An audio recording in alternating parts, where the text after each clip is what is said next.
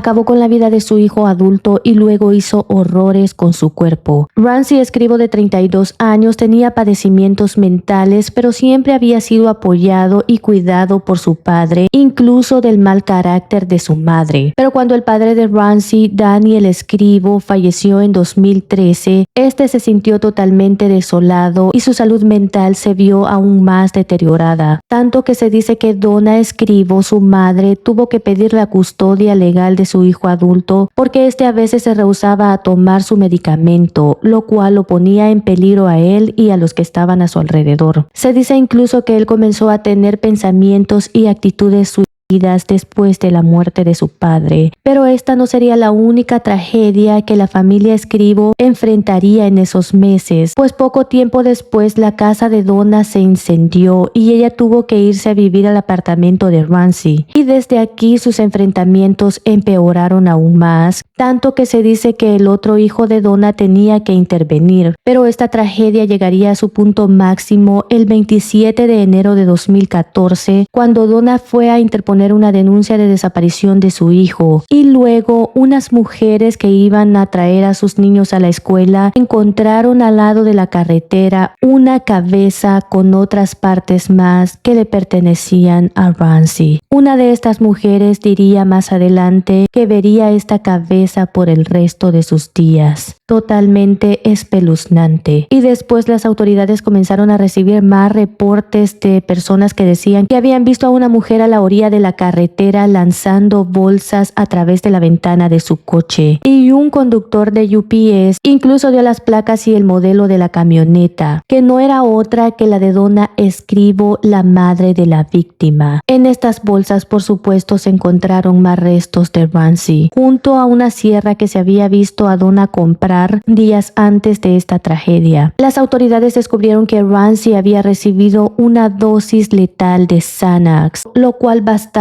para acabar con su existencia, pero esto no fue suficiente. Fue estrangulado y luego puesto en una tina donde las partes de su cuerpo fueron desmembradas.